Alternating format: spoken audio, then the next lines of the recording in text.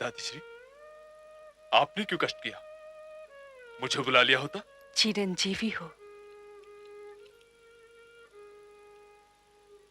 सौभाग्यवती भव।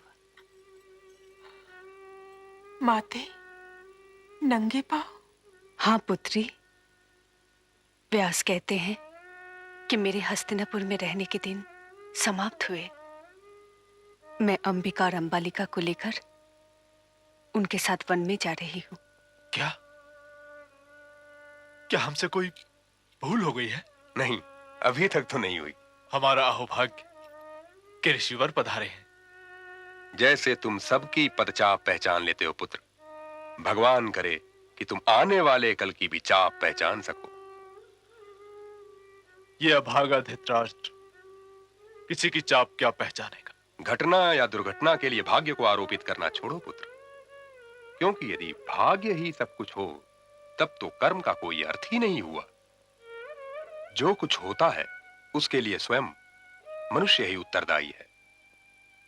भाग्य का अर्थ है कि केवल भगवान जानता है कि कोई व्यक्ति आगे क्या करने वाला है, परंतु उसके कर्मों में कभी हस्तक्षेप नहीं करता। इसलिए जैसे गांधारी ने अपनी आंखों पर पट्टी बांध ली है, तुम अपनी आत्मा की आंखों पर पट्टी मत बांधो। तथा यह कदापि मत भूलो कि दुर्योधन तुम्हारा ज्येष्ठ पुत्र भले ही हो, किंतु युधिष्ठिर ज्येष्ठ कुरुपुत्र है। तो ऋषिवर, आप मुझे भी अपने साथ ले चले। सन्यास अपने आप से भागने का नाम नहीं है। सन्यास अपने आप अपने अहम का सामना करने का नाम है।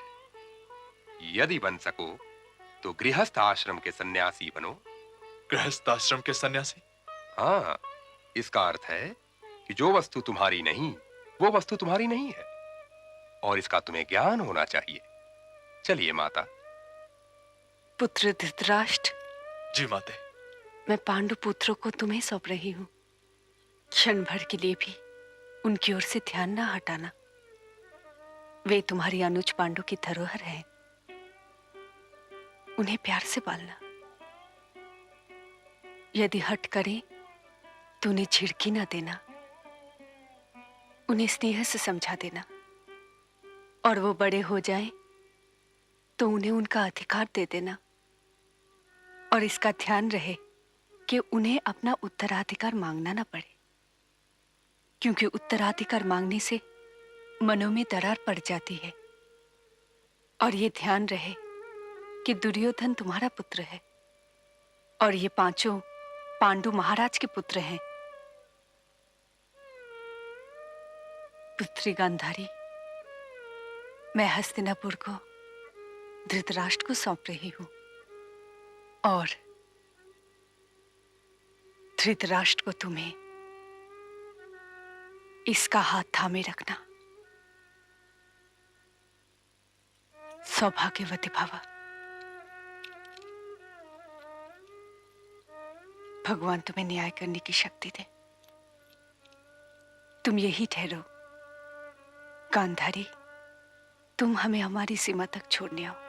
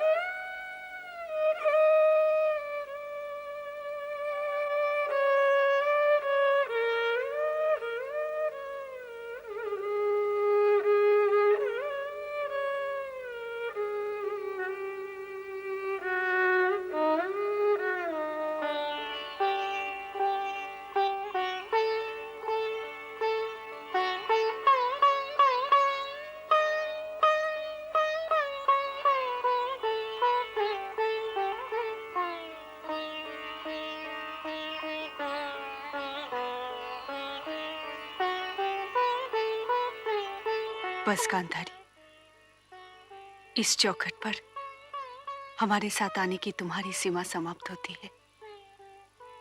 ये चौखट गृहस्थ रेखा है। कुंती और कुंती पुत्रों का ध्यान रखना।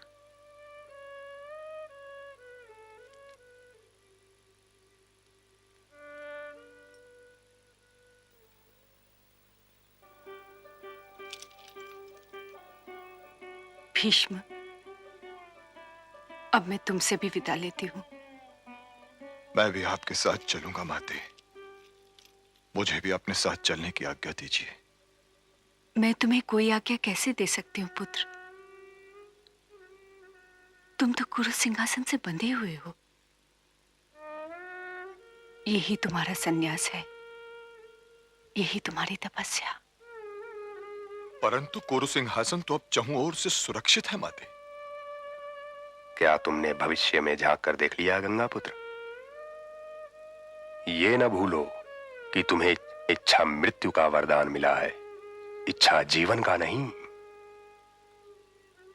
मृत्यु का वर्ण करने तक बंधे रहो इसी कुरु सिंहासन से और जिए जाओ। जीना बहुत कठिन काम है बृहस्पति शिष्य भीष्म। चलिए माते। संपूर्ण परिवार का ध्यान रखना, क्योंकि तुम ही सबसे बड़े हो।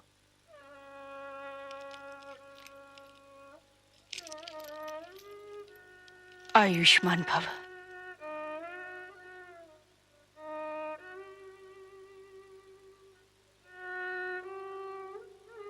यशस्वी भव।